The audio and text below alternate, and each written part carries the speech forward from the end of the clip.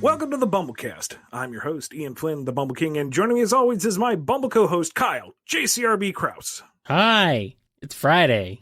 It's Friday time. What's up? What's up is it's time for some standard Q&A. Folks who are not patrons in any shape or form, but have been incredibly patient as they waited their turn to be answered on the show. Do these questions come from anywhere in particular this week? This week, we are catching up with some of the questions from our June 2022 live stream. Ah, lovely. Yes, indeed. So it will be a fine collection of questions we've got going on here. So let's go ahead and jump right on into it with one from Michael B. Will the ending for Sonic Mega Drive be detailed in Lost Hedgehog Tales? Sure.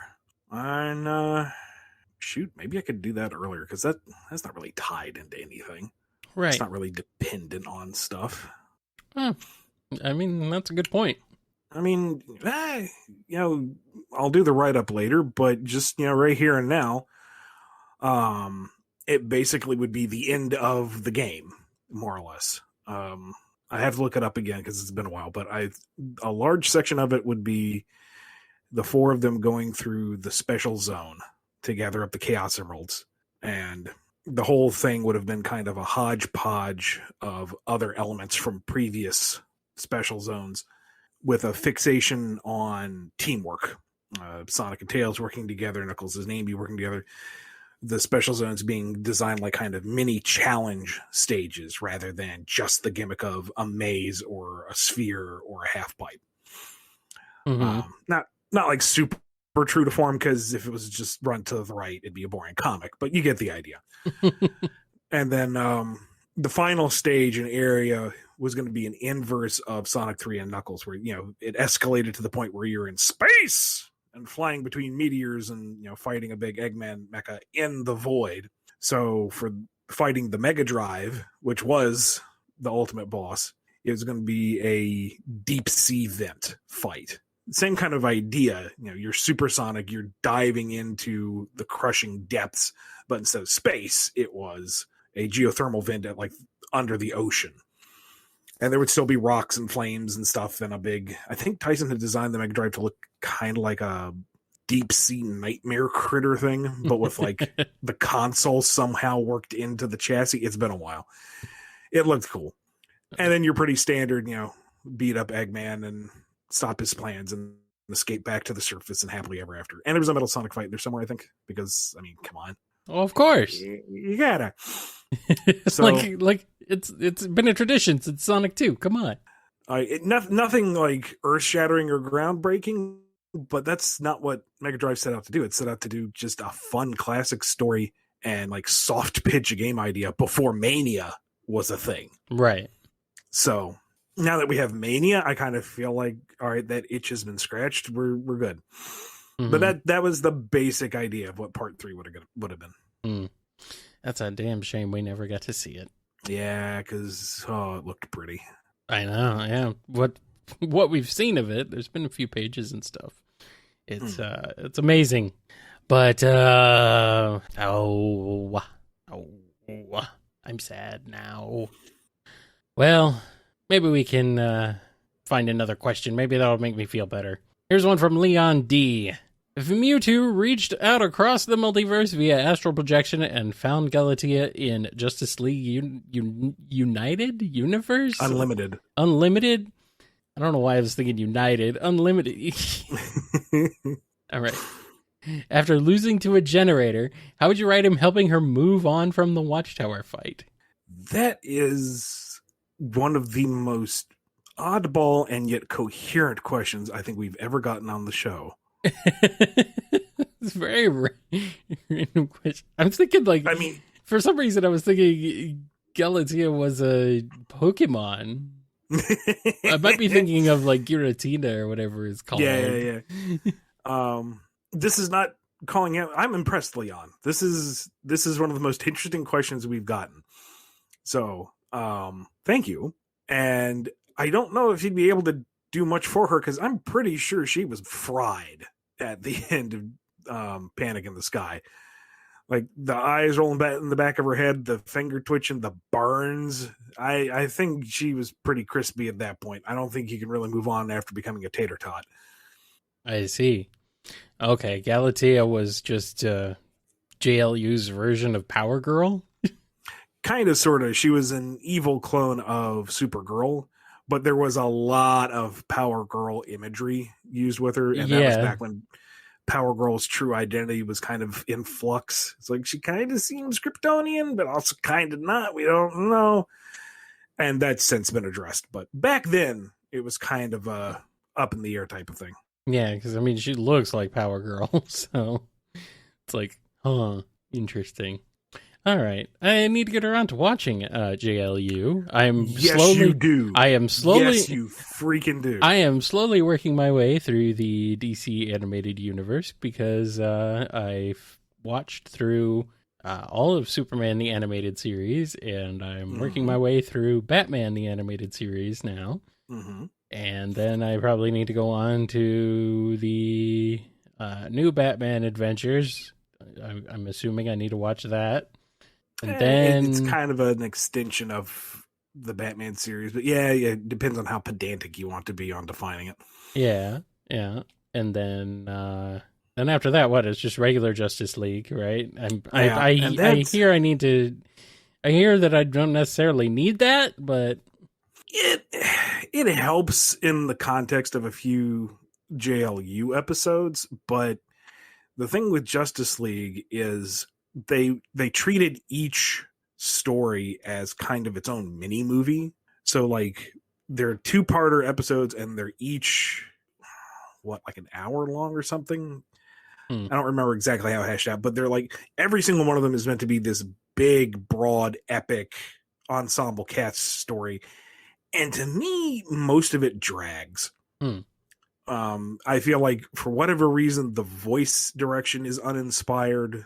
The pacing is a slog, and it's when they first made the real transition from traditional to computer colored animation, so it's kind of airbrushy and rough around the edges. Mm-hmm.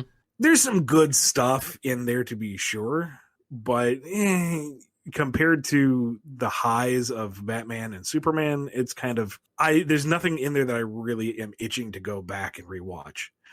JLU, however, sir, I envy your ability to watch that for the first time. Yeah, I never watched it. I wish I could Men in Black beep myself and watch it for the first time myself again. The second season is okay. It's pretty good.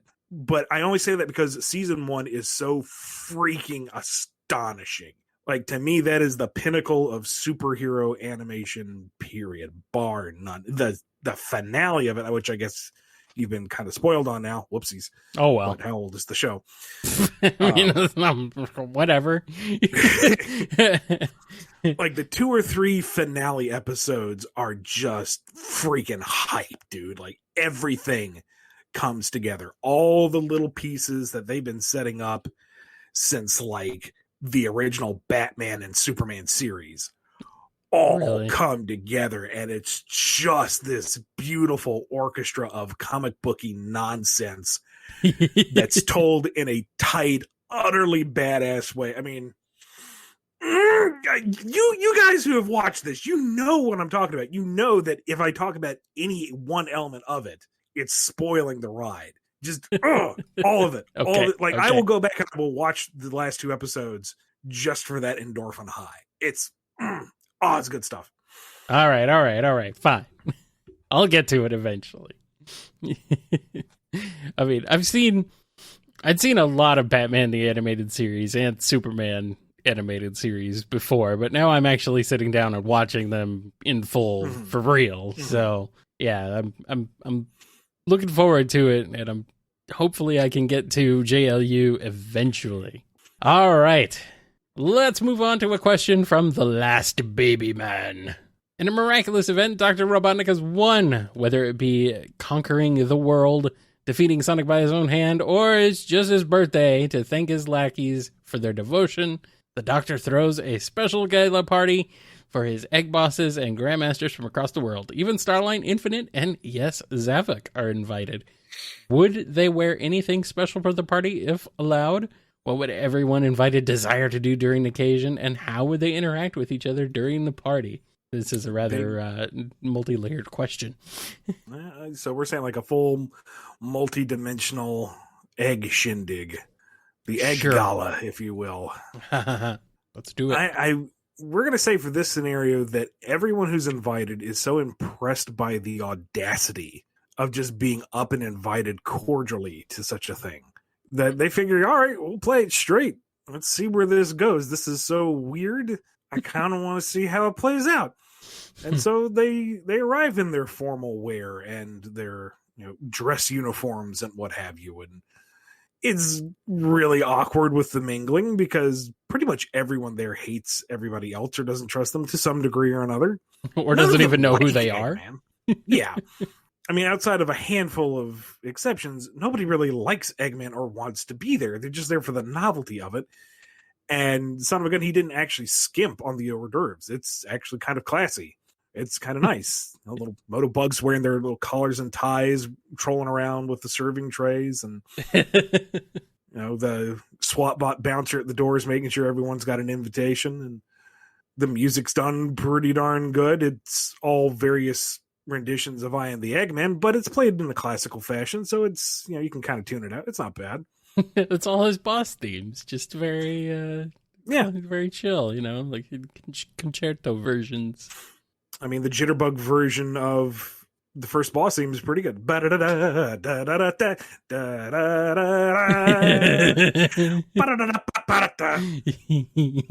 Yes. And Eggman is just like the host. He's schmoozing. He's walking around, shaking hands. Thanks for coming. Good to see you. Have you lost weight? Ha ha! Let's get that hedgehog. Yeah. And I was like, why? Why are you doing this? And he just likes to celebrate. He makes theme parks because he wants to. There's no grand scheme, no nuclear missile, no ancient god powering this that we know of. This is, what? For once, he wants to have a party. He just wants to have a big party, and no one can stop from just having fun. I just felt like having a good time tonight. Sonic shows up because, of course, it's got to be some kind of trap or death saucer or something. And no, it's just a party. Was Sonic invited? Well, no, of course not. Oh, okay. I kind of thought he would be. That's the only bit of antagonism here, and he's just like, well, all right, I guess I'm not really welcome here, but have fun. And he zips off. All right. You just left him there? Well, it's just a party. What about the nukes? What about the ancient god? I looked. There wasn't anything there. It's too bad because it looked like the food was really good, but oh well. What if he had conquered the world or defeated Sonic? Then would Sonic be invited? Well, no, because Sonic would be dead. Yeah. Or maybe that's the centerpiece of the party is his corpse frozen in ice. Finally. Finally got that stupid hedgehog. Eggman's dinging on the wine glass. Your attention, please. I just want to give a toast to the reason why we're all here. Fond memory of Sonic the Hedgehog. May he rot in peace. Polite golf claps around. Yes. This almost seems like a Sonic Boom plot. Another one. Pretty much, yeah. If Eggman were a bit more serious but still really goofy in Sonic Boom, then maybe this would be something they'd do. Now, see, if this was a Boom episode and he had managed to quote unquote destroy Sonic, he'd hold a wake. He would be devastated. He would be the one weeping, wearing the veil. This is why I'd say it would be like if he were a different type of Eggman than he is in Boom. Because I mean, like he got sad when he got unfriended by Sonic on social media. I mean, he was so young. He had his whole life in front of him, along with my deadly robots. Oh, we've done it again. We have. How many seasons of Sonic Boom have we pitched on this show? Just this show alone. God, we could do a whole entire multi-season run of the freaking show. I am ready. I am ready. All right, here's one from Fun Floof the cartoon. Is there 2 central cities that exist? One in the United Federation and one in the smaller islands of the Animal Folk, since the IDW comics take place in the games universe? Until proven otherwise to me, there's one central city. We just haven't seen any humans walking around just yet. Well, don't know. And before someone says, that doesn't make sense, that stretches credulity, well, all right, pick a species. And did you see that in Central City? No? Well, that doesn't mean they don't exist in the planet. You just didn't happen to see any humans. Roll with it. Yeah, but is it central, though? Relatively speaking. I don't know what would it be central to? The general landmass? The center? I don't know, man. We don't call a random city in Wyoming Central City, do we? It's not Wyoming. There's Nebraska, Egypt, Mississippi, and it doesn't have any pyramids. Whatever the center state of the country is, it's Nebraska, isn't it? I think. Maybe. Something like that. I think it's somewhere around there.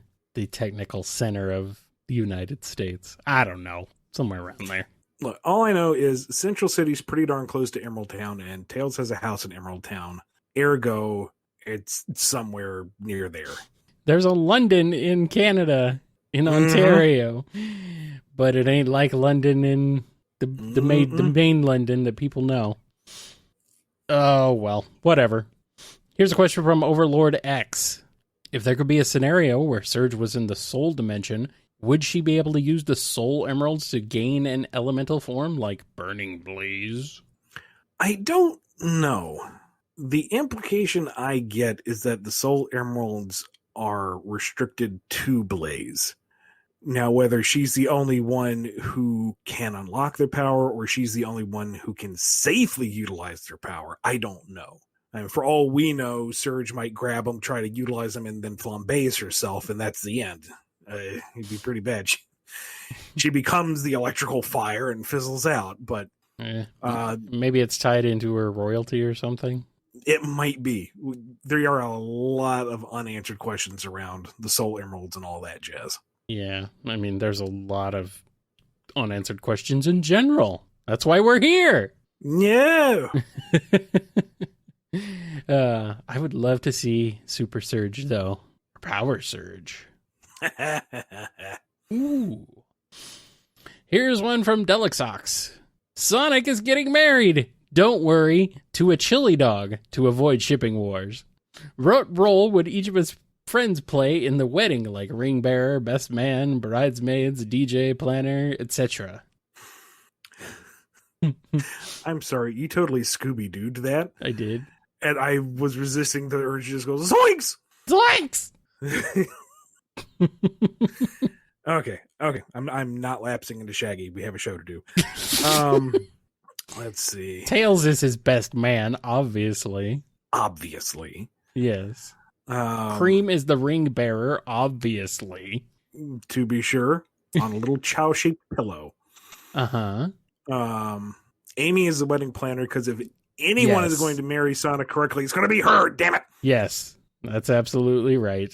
Vector is going to be the DJ. He's going to get in contact with all their old bandmates from Sonic 1, bring them back from obscurity. Bringing it back old school. It's like, I used to be a DJ. I can do it again. Does Vanilla run a catering service? Does she cater the wedding? Maybe. Somebody's got to have the giant cake. Or pop out of the giant cake. I don't know. That's how Eggman ruins it. He's just inside the cake. Well, of course. And here we go. It's another Sonic Boom episode. Well, I mean, he's marrying a chili dog. I figured this was already a Sonic Boom episode to begin with. Fair enough. They expect Eggman to pull some kind of shenanigans, but it's actually Dave the intern. He's really incensed that it's a chili dog and not a Mad Burger. Oh, yeah. I'm not really beholden to the company policy anyway, but it's like the spirit of it, man. What, are we not good enough for you? No, not at all. All right, fair enough. I kind of like Dave, you know? Mm-hmm. There's something, I don't know, there's something about him. He's not like an amazing character, but he's just, there's something about that. I don't know. Something about that guy. If we're doing the boom route, then Knuckles is officiating, to be sure. Oh, yeah. Everybody just kind of looks at, wait, you're ordained? Yeah, it's not that hard. Yeah. He takes the ring off his chest and puts a little collar on his throat instead.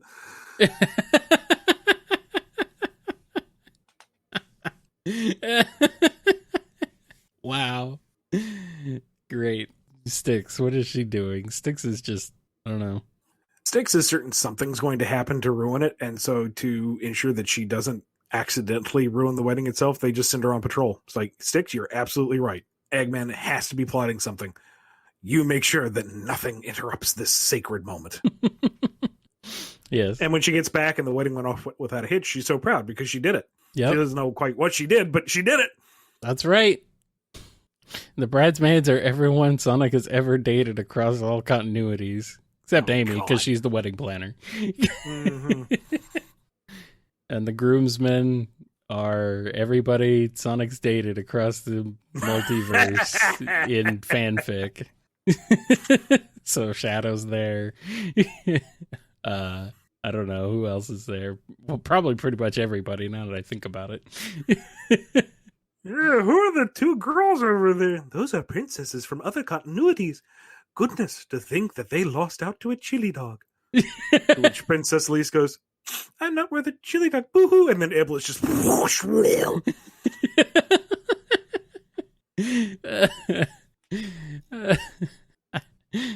I wish Boom could have lasted longer so we got more jokes about other continuities and other characters from those continuities. Well. Oh, well. It's a very silly question. I like this one, though. It's fun. Here's a question from Necromage. How does Kit view Dr. Starline? Read Sonic the Hedgehog number 50, and that gets very directly answered. Spoiler alert, he views him in the ground, 6 feet under. Just absolutely flattened. Yes. Peter M. has a question. What if someone made a film set in our world about a quote-unquote true story regarding the making of a Sonic piece of media? What story behind the scenes do you think would be film-worthy? I think it would be interesting to do some kind of documentary on Sonic as a franchise, really, overall as a product from his inception as a video game to how the media has since branched off and ballooned into so many different things. You could get a long piece of film out of that one. Oh yeah. I know that there's plans to make a movie about Console Wars, the book that's mainly from Sega's point of view, really, about the 16-bit wars. And there's a lot of stuff about Sonic 2 in there that I'm kind of would be interested in seeing put to film. Might be kind of cool about the making of Sonic 2 and how putting the plans for releasing that worldwide and, just the kind of phenomenon it was. So that would be interesting. Maybe something to do with Sonic Extreme could be pretty neat, but that's a pretty sad story though. Like it would be it would be kind of depressing. Like a documentary about the comics would actually be really fascinating. Go back to like maybe have it be a multi-part documentary about all the different comics and all the manga, the Sonic the comic, Archie, and any of the other ones out there might be interesting to really dig deep into and, maybe learn about things from some of the people involved. Be pretty sweet. I'm interested. Here's a question from Hypermataru. What if Longclaw survived the Echidna attack, but Baby Sonic didn't? How would Longclaw survive on Earth, and how would the events of the movies change? Would Tails go after Longclaw? That's bleak. It would not be a Sonic movie. Yeah, but, Longclaw is a very large owl, so I guess she could just be an owl on Earth. Still have that kind of urban legend going on around her because she's a big owl. But, her people apparently were on Earth to such a degree they could build giant underwater mystic temples. So perhaps she knows her way around the planet, or at least knows, she knows of it. You don't know if she's been there. Yeah. But I guess she'd just kind of stay there as, all right, well, my home has been forfeit, so I'll just make Earth my home and act as the last standing guard in case the echidnas show up, which they might do sooner rather than later, since she wasn't there to murk them all between movies. Apparently. As for Tails, I don't know. He observed Sonic across the multiverse, so I guess he would have the ability to observe Longclaw and maybe be inspired by her in a completely different fashion. Maybe it would be less of a bro relationship and more like an adopted mother and son type of thing. She needs closure because she lost Sonic. He needs family. It could work. Yeah. It definitely, I don't think it would have made quite the money it did originally, though. We got a question here from Ryan W. On the cover of Tangle and Whisper number 4, to me it looks like Whisper is drowning, considering that she and Tangle are underwater. Does this mean Whisper can't swim? And what about Tangle and Jewel? I think it's more meant to be ominous, since they are fighting on a base out in the middle of the ocean, and their primary foe is an octopus. Yeah. I would imagine that Whisper's an adept swimmer. Tangle and Jewel, though, maybe not so much. I don't think Jewel particularly enjoys it, and Tangle's tail becomes too much of a water trap. Mm-hmm. All right. That's cool. I'm kind of surprised, actually, that Tangle wouldn't be a better swimmer. She's, very active. But then again, so is Sonic, and he's a crappy swimmer, too, so. Good point. All right, fine. I talked myself out. Honestly, I need to reread Trial by Fire and see, whether they struggle in the river because it's rapids full of debris, or if it's just she can't swim. Yeah. I don't know. Maybe something to explore later on. Here's a question from Study Vibes. Random scenario time. What if Tails was a long-lost Kitsune prince or something? How do you think the kid would handle something like royalty, and would he make a good leader on that big of a scale? I think he might initially be kind of excited at this premise, but I don't know if he would sit well with it, because he's made his identity. He knows who he is, and the Twin Tails were something unique to him. It's something that he embraced. To be revealed that all of that was for nothing, that he's actually royalty, that he's actually supposed to be someone important, that his twin tails are not a special feature of him. If anything, he's just kind of subpar in that regard. Ultimately, I don't think he'd be very happy with it. I think he would prefer to be who he's grown into be. Yeah, that seems kind of, I don't know. It seems like it would be a bit of a downgrade for him, and I don't think he would like that sort of responsibility. No. It's not his style. Nah. Here we got a question from Geo Knuckles. What other robots from Mega Man 5 and 7 would Starline or Eggman like? I don't know those off the top of my head. Let me give a quick look-see here. Mega Man 7, let's see. Eggman might admire the tenacity of Junkman to be, made of junk and yet still a formidable foe. Let's see. Cloudman would be, Cloudman's kind of neat. He's like I think Eggman would appreciate him. Starline would hate them all. Okay, maybe not all of them. Springman might be one they look at like, what? Turboman could be interesting, though. Turboman, is his name? Is it Turboman? Maybe I'm thinking of the Arnold Schwarzenegger classic Jingle All the Way. Jamie. Looking at the Mega Man 5 set, I think Starline would be nonplussed with a lot of the theming and construction, like, Stone Man. Why are you building a robot out of rock? Repurposing, the ancient echidna stuff to attack Sonic, certainly that makes enough sense. But building one from scratch? Why for? Yeah. Why is Charge Man a train? He has to lose valuable time transforming? No. Starman, with the power of what? Stars? Is he going to harness thermonuclear plasma? No, he's just going to throw little... What are those? What is he throwing? No. Take these back to the design board, start over, come back with better ideas. You can do better than this. He looks like a star. That's why he's called Starman. Come on. The form can't just be the function. So? Yes, it can. Don't question Wily.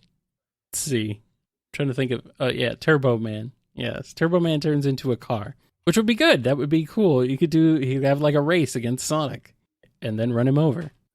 But then he has to turn into the car and then back out again. Metal Sonic at least has a turbine to drive him forward, while he has a little pointy claw thing. No. All these awful. Maybe he loves Springman. Maybe that's his favorite. Because he has terrible tastes. That's the one he enjoys. Yeah, of course. The guilty pleasure one. Yeah. Oh, I know I had disparaging remarks about the others, but this one just speaks to me. Oh, man. And he thinks Shade Man is just goofy. And Slash Man, a.k.a. Wolverine Man. Mega Man Robot Masters are weird, especially from later games. Here's a question from Joshua J. I was wondering, is Metal Sonic possibly the only creation of Eggman that he treasures like a son? The flashback that brought Eggman out of Tinker's mind kind of hints at him showing pride in metal. Pride, but I wouldn't think it familial. Metal Sonic is his piece of art. It is his tour de force. It's his master creation that he is always tinkering with and refining. But it's not his family. He's happy when it performs optimally because that reflects well on him. But I'm not seeing it as like a legitimate, this is my baby boy type of thing. No. To him, Metal Sonic is a weapon, is a thing to be used, is not a person. And that is sad. Here's a question from Scarlett Chan. If Amy hated Sonic, but Sonic loved Amy, how much different would their dynamic be like? Well, Amy would be going about her business as usual, and then Sonic would just kind of appear and be like, hey, what's up? And she would just keep walking. And he would be saving the day and striking a pose like, yo, you see me do that? And she just does not care. Oh, man. It would be...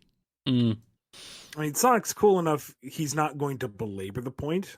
Yeah. You know, if he swings and he misses, he's going to be like, all right, moving on. He'll try again another day. He's not going to be like creepy stalkerish about it. But it would, in that scenario, it'd be like, oh, there's Amy. What up? Yeah, you're just going to keep walking. That's fine. That's cool. I got other things to do. I'll see you around. And then he'd be disappointed again. Oh, well. At least he's not like super weird about it, I guess. Nah, this is just, a flip of their dynamic. It's not villainizing him. Sonic's too cool to be obsessive over that sort of thing. Thankfully. Unless we're talking about Archie. But let's not talk about Archie Sonic. Here's a question from that one guy. How would you introduce Scourge if you could in IDW? So here's the thing. Scourge's entire deal is his identity with Sonic. He has to be aware of his nature as the alternate reality antithesis. You can't just transplant him as, he's a jerky Sonic, because that loses the essence of what Scourge is. What makes him so compelling is his own meta-contextual identification. Identity? I'll conjugate one of those, right? Anyway. It's one of those words.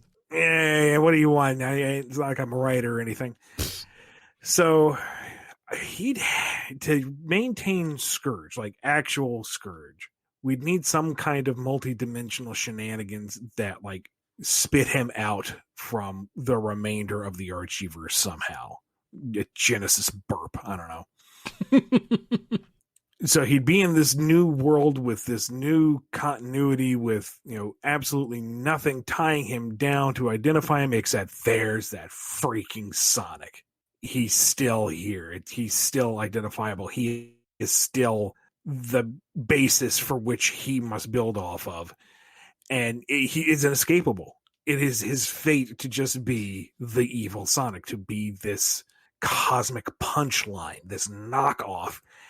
And that would fuel his rage. And we'd kind of pick up where we left off, where he's just trying to cause chaos because he is enraged at the universe for just existing.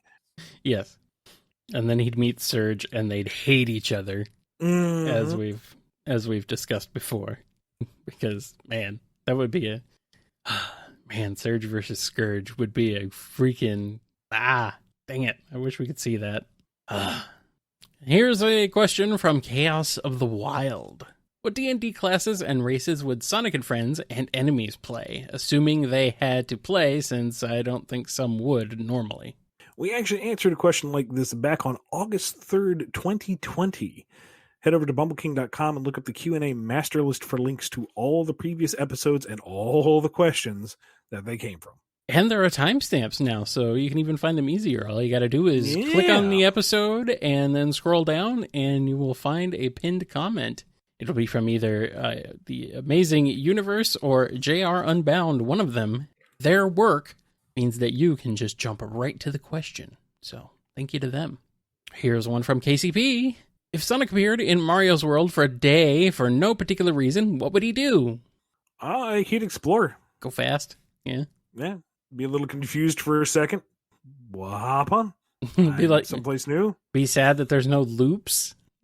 Yeah, but there's plenty of platforming. You can get some decent speed on these straightaways. Yeah, I don't think he would be. I don't think he'd be too. He'd be pretty nonplussed about the whole thing. You know. It's like, all right, just cool. Go smart. Yeah. And if it's just a day, he chills out for the day, running around the various worlds and possibly running afoul of the stray Goomba or Koopa Troopa if they happen to be about. And then whatever magic that magicked him there would magic him home. And he'd be like, yeah, it was weird. He never even meets anybody when he's there. It's weird. It was like just some random mushroom-shaped guys and some turtles. Like Luigi sees something out the window and he's like, hey, Mario, thought I saw something. Never mind, he's gone.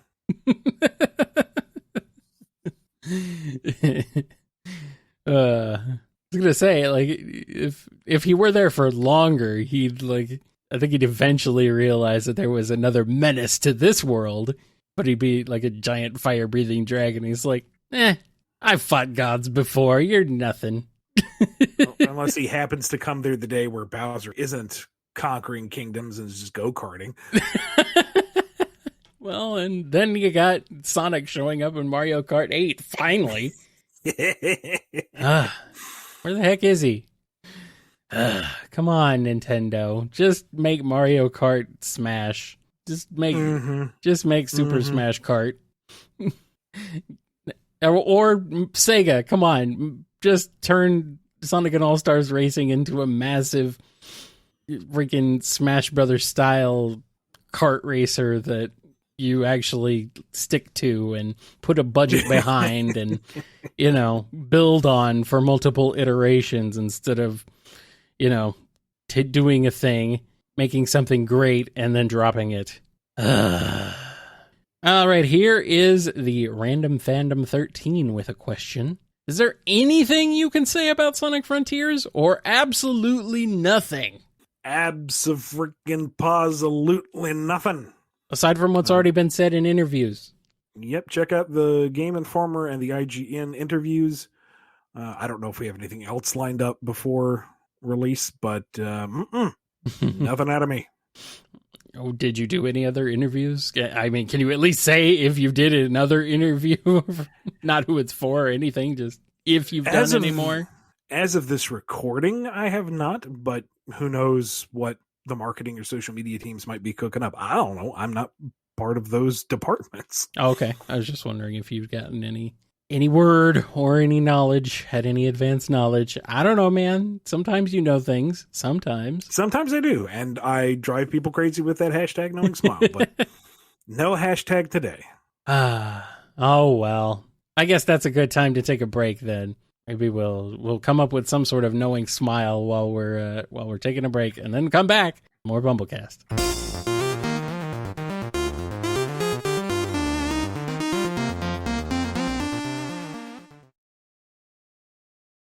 And we're back.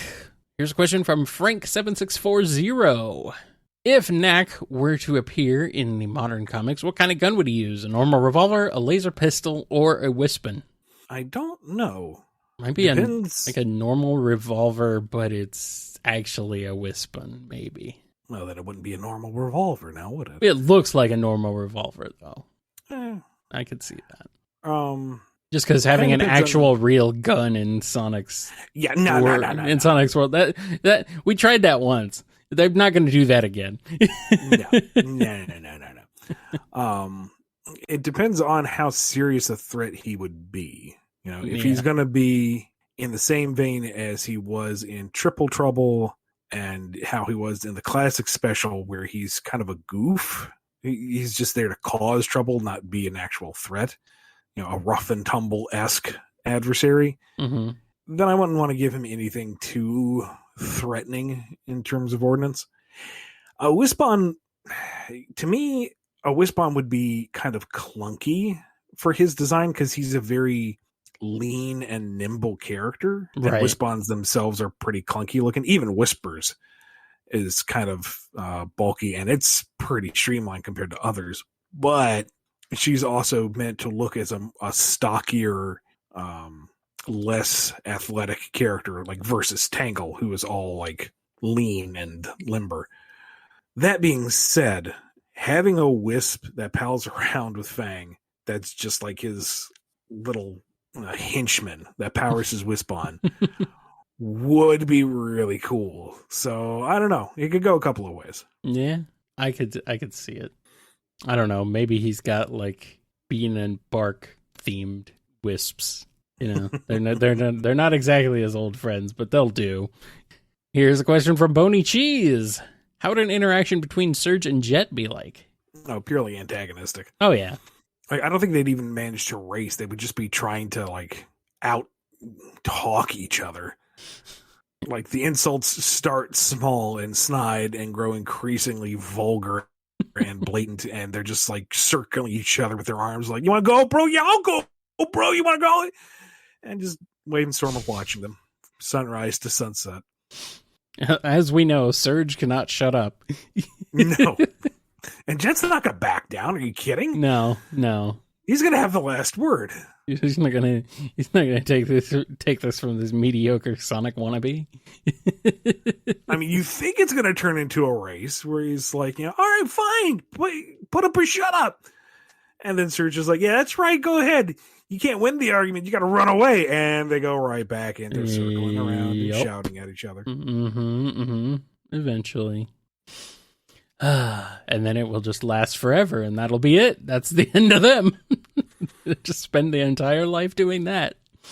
And then Sonic is like, well, I don't have to worry about either of them anymore. We got a question here from Gem Princess. In terms of characters who were created in the comics, who were your favorite to write for in Sonic Archie Comics and Sonic IDW, respectively? You can't just rely back on your old Eggman answer for this one. Yeah. Pre-reboot, I had a soft spot for Mogul. I just really liked that arrogant 25-cent word flinging cornball. He was very un-Sonic when you get down to it, but I don't know. I liked him. He's a pretty cool concept, I gotta say. He's a pretty cool character, just in terms of he's like, Vandal Savage and the Kingpin. Exactly, yeah, he's pretty much that. And it's like, what is this character doing in Sonic? I don't know, but he's great. And I loved Elias. Poor boy got the bad end of the stick so often, but it's just a cool design, whether it's the Manny Gallon or the Patrick Spaziante takes on it. Just, I don't know. I liked it. There was just something nice and stable about him. He went through a lot and he took the high road each time as best he could. even when he ran away from his duties, which he was not remotely prepared for, what he does is he ends up becoming a good dad and stabilizing a family. I mean, you can't really fault him for that. But I don't know. Those two are the first that kind of spring to mind for me pre-reboot. And it's hard to say because there were a bajillion of them. Yeah. And I will say, because we haven't had enough angry discourse on Sonic media lately, I feel like Ash Mongoose got poorly treated by the fan base. I understand Ash. I really do. I think he is misunderstood and underappreciated, and there I said it. Post-reboot, I adore the BumbleKast that Aaliyah came up with. Eclipse, I really hate. We can't touch again. He was fun. Like, of all the things I think we could transplant over easily and with worth, it would be him. And kind of to the same extent, Relic, which was also designed by Aaliyah. She designed a lot of them. Yeah, she did. I really liked what the dynamic she brought to Knuckles. She's not as plot important, or character important as Eclipse, but she was fun. She didn't need to be a big hero. That was her whole point. She was a supporting cast member, just squarely in the support role, and it worked fine. And Fix It by extension, just for that exchange between him and Omega. Hello, inferior model. What type of ordnance do you possess? I just fix things, sir. And then they just stare at each other. You are lucky you are not an Eggman's robot. W Sonic, if I had to pick a favorite, it'd be Tangle. Yeah, I can see that. She is a lot of fun. They're all fun. Yeah. Don't get me wrong. They're all fun. Lots of good, meaty drama to be had from Whisper. Rough and Tumble are just goofballs. They're great fun. Mimic is always that fun challenge of skating the line of just how awful you can make an assassin in a kid's book. I'm kind of looking forward to an opportunity to play around with Clutch if that ever comes along. I had a good time with Belle. What little I got to show off her heartbreak. And Surge and Kit, obviously. I've been wanting to resurrect the Glitch characters in some shape and form for ages. So I'm very happy we got to do them as we did. God, I could tell you have a lot of fun with Surge, especially. Just cranked up to 11. I don't know. I'm drawing a blank here. I'm coming up to a dead end. I can't think of anyone else. Yeah, I can't either. I don't know. There's mental capacity is just a flat line. Yeah, hard to think of anybody when they're crushed under rubble. I can't. I don't know. A line of stars. I don't know about that. We'll never find him. He thought he was smart. Got crushed under rubble. You know who survived? It was Rough and Tumble.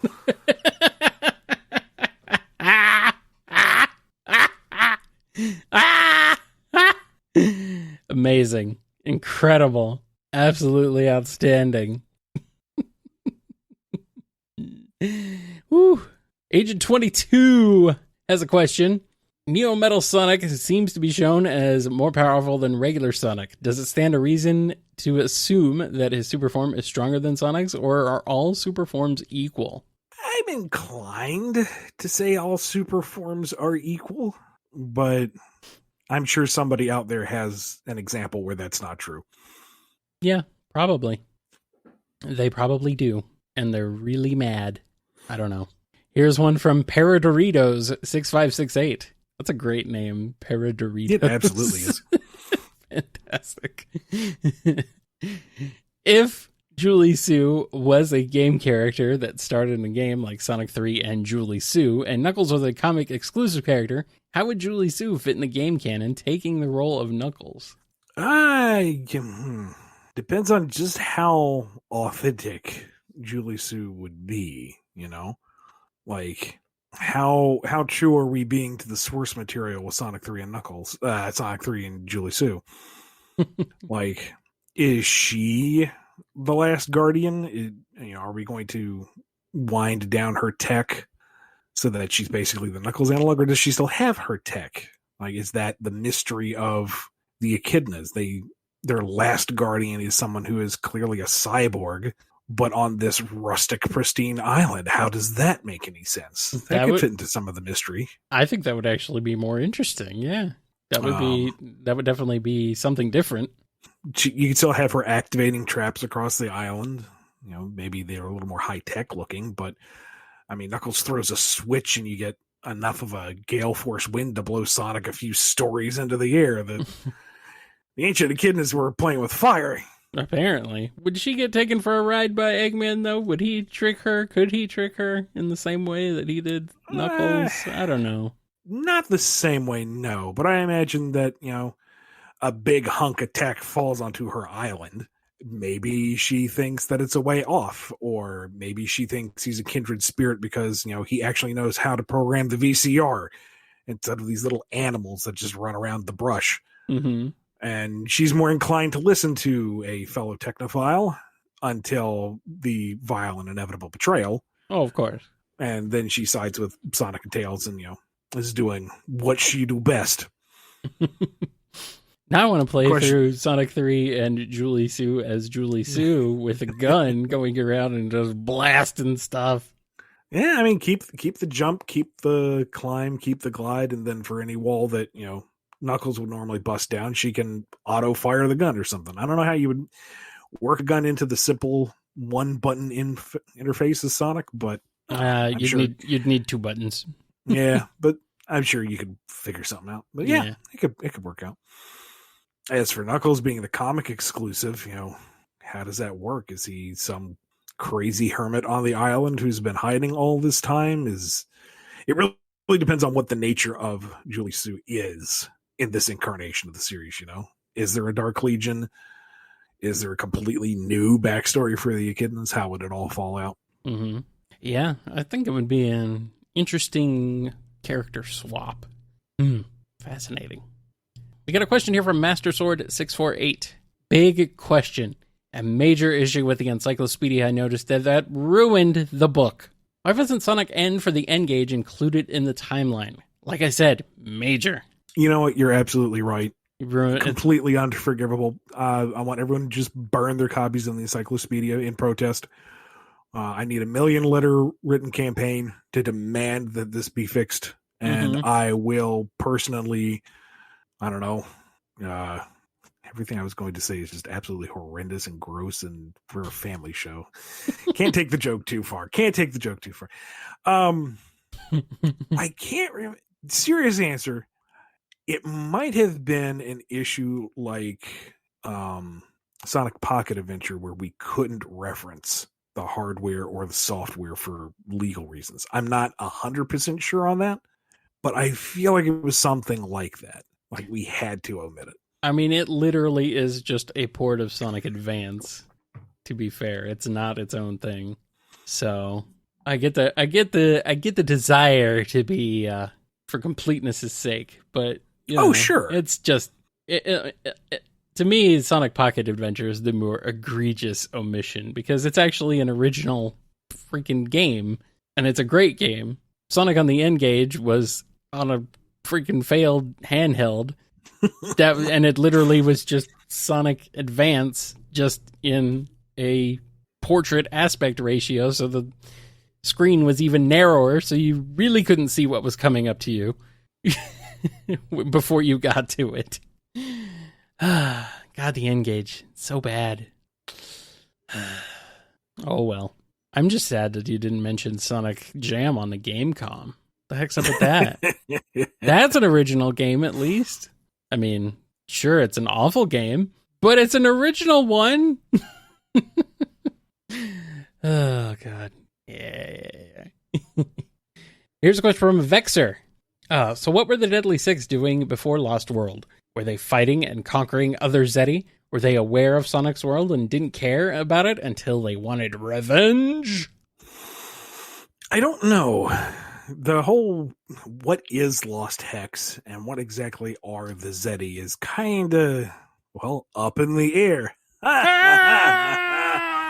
Oh, hey. I mean, it's a small planetoid in some kind of stable orbit over Earth, because is it perpetually shrouded in cloud? I don't know. but I don't think it's like Little Planet. I don't think it like leaves and comes back. So on a clear day, they should be able to see the entire planet below them. Kind of hard to miss that. So, but I don't think they have a means of getting back and forth because I think they're fairly technologically rustic. Mm-hmm. And just jumping wouldn't be good, I guess. Even though this is Sonic, so you can fall from any height and still be fine, right? Yeah, but I mean, you jump a fair bit on on the Lost Text, and you don't go flying off into the stratosphere. So presumably it has enough gravity to keep you there. Darn. Well, here's a question from Smash Zapper 85. Ian, how proud are you of sneaking song lyric references into comic dialogue? What's your favorite instance of this? Proud? No. No. This is indulgent. Some people seem to think you're proud of yourself. Like, oh, look how many Sonic lyrics I know. Boop, boop, boop. Look how many surface level Sonic references I can make. Aren't you so happy with me? No, it's just a fun thing. And, the folks who enjoy it, really, really enjoy it. And those who don't, really, really don't. They really don't. But it's not a matter of pride. It's purely indulgent. And I will admit, sometimes it works better than others. Sometimes you really crowbar them in there. You just jam them in. Yeah. You look back at it, it's like, that didn't work nearly as well as I remember it working. But, I feel like that's part of the fun. Yeah, you got to find that right balance of fun and okay, now you're crossing the line. When Mr. Tinker is doing his own personal rendition of I Am the Eggman, I thought that was cute, at least.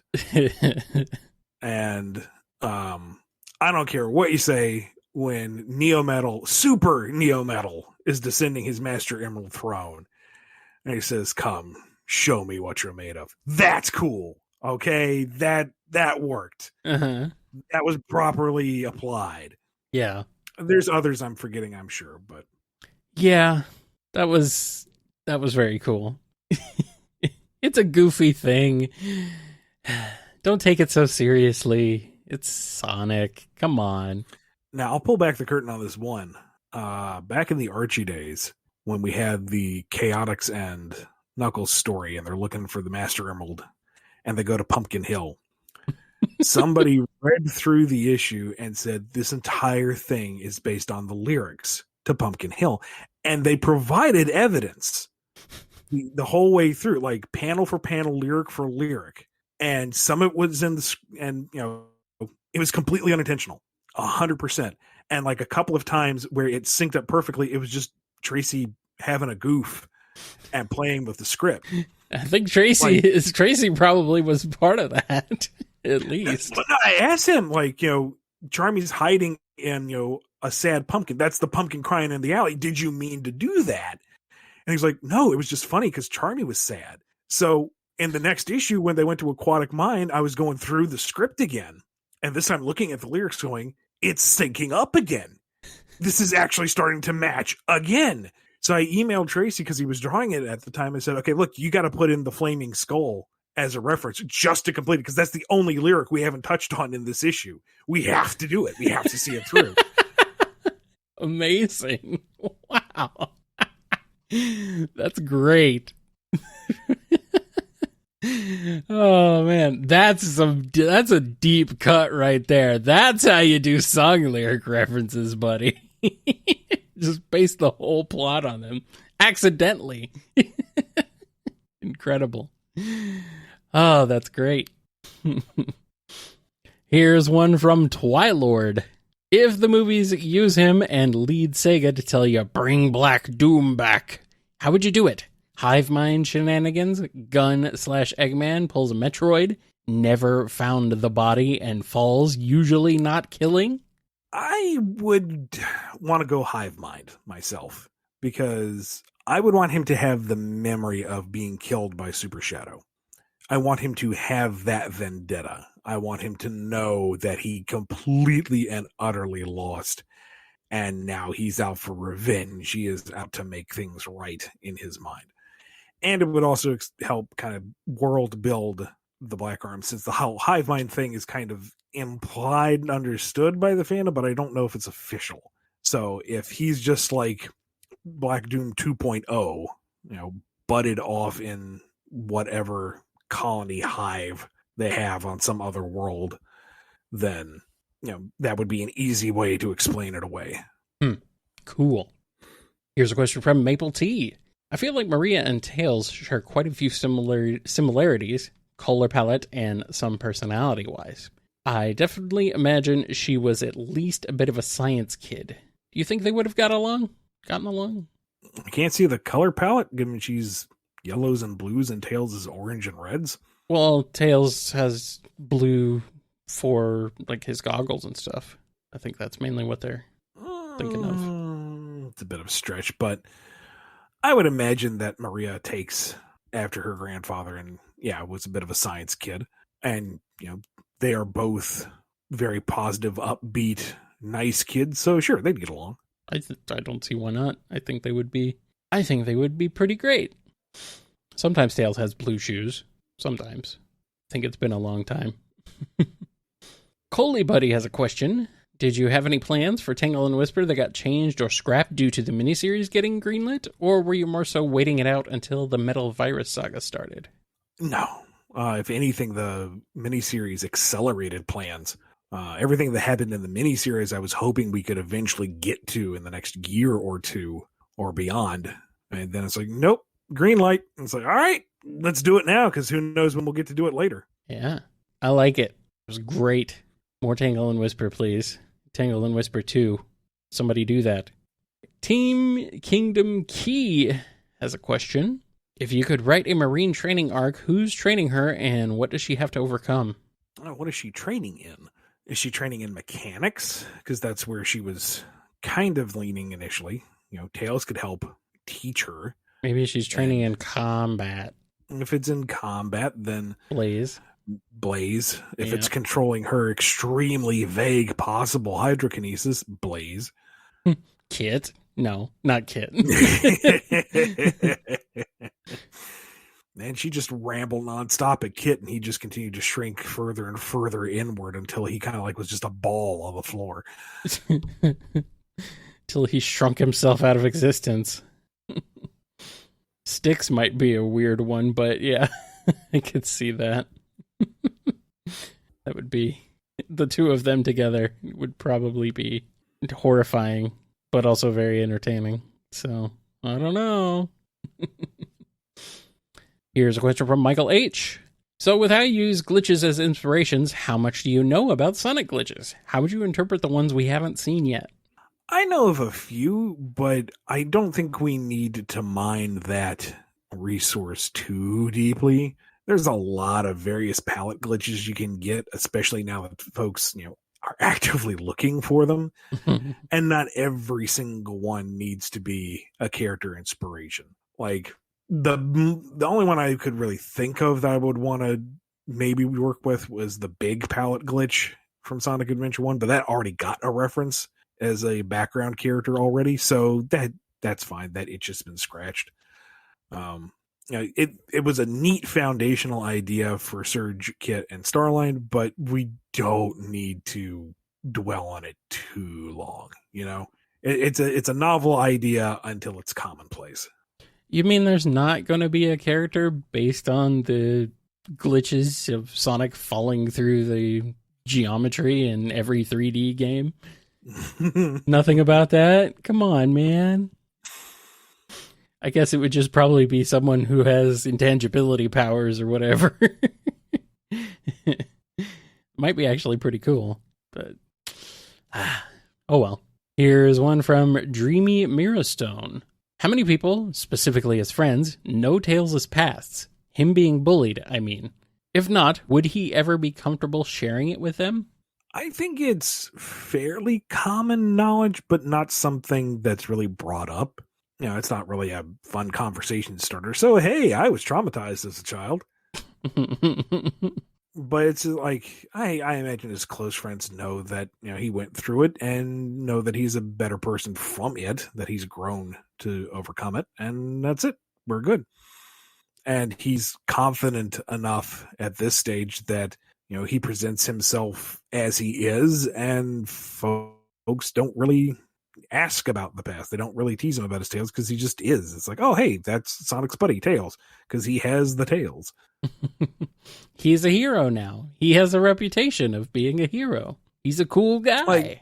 Like if somebody were to ask him, you ever have any trouble with those things? He might, say, yeah, I got bullied about it, but I got over it. I got past it. And there you go. So, Tails, how was it being bullied? It sucked. I don't want your damn lemons. You would find a way to engineer a lemon that'll burn down your house. Oh, he absolutely would. Ray Quizzle97 is here with a question. During Sonic Forces, Infinite made Shadow clones wreak havoc across the world. Did this impact Shadow's reputation, and how do you think Shadow might feel about said impact? I don't think a ton of people knew about Shadow to begin with, and what they would know would be kind of sketchy, so it probably didn't help. Maybe like urban legendy? Yeah. Shadow himself, I don't think cares. No. He doesn't care what other people think or feel about him. He just is. He would be more concerned with other Phantom Shadows causing trouble, and he would stop them. But, if the morning news reports the Hedgehog menace, he'd be like, whatever, and just keep moving. Bring me pictures of Shadow Man. Oh, wait. No. And we have one last question. Final question of the week comes to us courtesy of Commander Cody. If Fiona Fox had the opportunity to change reality at her own will, what kind of reality would Fiona create for her own? This is a strange question, but I dig it.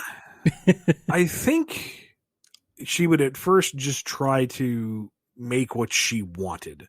Mm-hmm. Fully indulgent, everything she ever desired, everything that she wished for, all the revenge she wanted, all the slights corrected or punished. And as time would go on, she wouldn't feel satisfied with it. Or, once she got revenge on all those that she thought had wronged her, she would just feel kind of hollow. And then ultimately she would realize that she didn't know what she wanted. She knew she was angry. She knew that she didn't feel like she had gotten her fair shake. But, after going mad with power for a little bit, I think she'd come around to the realization that she hasn't done any good with this. She hasn't changed anything for the better. That nothing she's accomplished has really fulfilled her in any meaningful way. So having come to that conclusion, I think she'd kind of roll everything back. She's not going to be another mistake because she has endured enough people making mistakes up to this point in her life. And from there, maybe she would just kind of give a more general nudge to reality, saying everyone just be a little kinder, a little gentler, a little more understanding, and kind of just integrate herself back into the mortal world, because that's where she's comfortable. And maybe now that she's kind of refinagled things, things can play out better, and she'll see where it goes from there. Alrighty. Well, that's our last question. That's all we got this week. Before we go, though, we need to give a big thank you to all the patrons over at patreon.com/BumbleKast, Ko-fi.com/BumbleKast, and our YouTube members who support this show.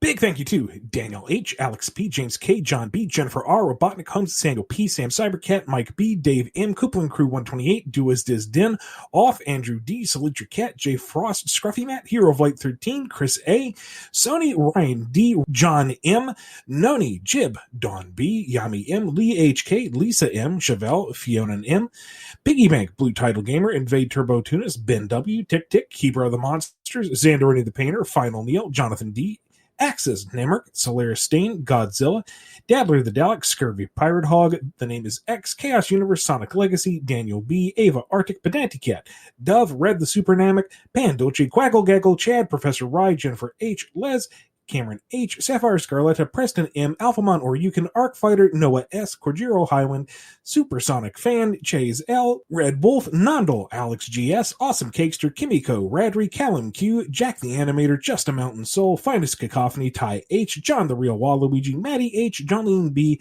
KJB and Tails, Triplets Born, The Throne Awaits, N. Zephyr, Owen BD, Mox DeRussell, Lights Ubel, The Marble Gardener, T Ranger, Lewis J, Four Sonic Fan, Joshua S, Omega Watt, Agent Kaz, Saving Throws, Navarre, Exadel, Michael P, Ty Cyan, Lemur Chicken, Jamal S, Neo Strafe, Rhythm Raccoon, Lacey M, Wild 48, Finners Asger, Pap, Delta God 77, Dapper Shinks, Miggy Sawdust, Pig Dan 20, Jinx, Unlikely Veronica, Spiral Warrior, Lucky Lychee, Angela V, Cosmic Cooking Hunter 77, Dr. Meccano, Ozjam, Miles the Prower, Shimmy Maru, Starlight Sec, Phelps G, Ryoko Shion, Meta Mode, Danny the Light, Frost the White Line, Agnes S, Wheels 282 Hedgehog, Brett B88, Dark Knight Beyond, Nova Polyduo, Pizza Person, Scourge Time, Somebody, Speedweed, Seth Cube, The Might of Gobora, Yoshi Milkman, Zed Cartoonist.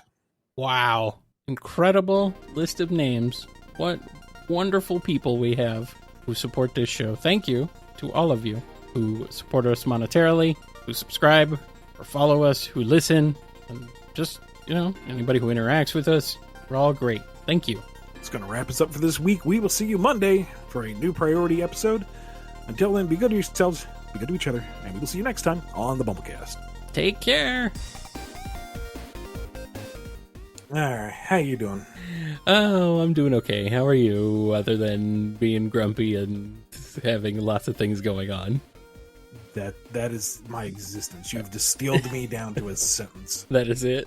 Okay, well, Hashtag gritting teeth. I've seen enough decisions from higher-ups at a certain company over the years to kind of understand that they don't make any sense. So, anyway. For $50, I will breathe into a jar and mail it to you. Ew. Well, I mean, at least you're not, doing anything else into a jar and selling that. Well, the air is the $50 price point. We can always go up to tiers. Well, I think we've been beaten to the market to that. Yeah, that by bubble someone already else. burst. By someone else. Yeah. You can't. A few other people. Buy any. Probably illegal to sell off any authentic Bumble crap. Yeah, no, probably not. I don't think they let you ship that.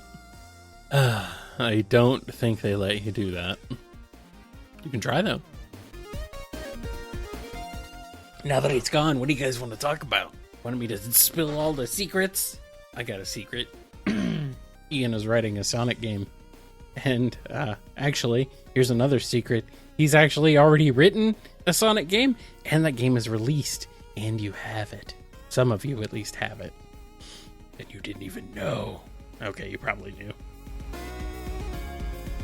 You've been listening to the BumbleKast, a co-production of Bumble King Comics and the KNGI Network. Original theme music composed by Ken Coda Snyder. Remixed intro by T-Lopes. Find out more information, along with podcast feeder links, MP3 downloads, and more at bumbleking.com and kngi.org.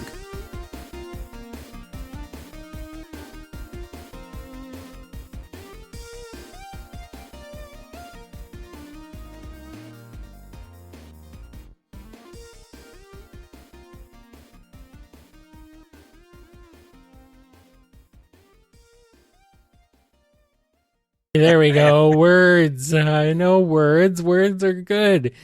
I'm so glad that I get to read words off of a screen and not have to come up with them myself. I mean, have you listened to me come up with words of myself? It's, yeah.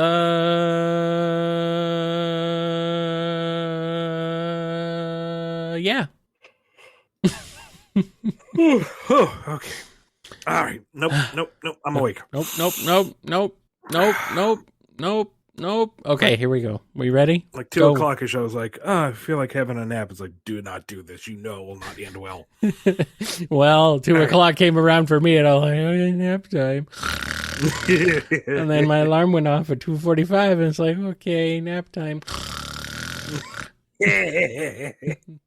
And I'm like, okay, fine, I'll get up. And then it was now. And then you were like, oh, I'm going to be a few minutes late. And I'm like, okay. Except no, not really. No, I was already up and ready. All right.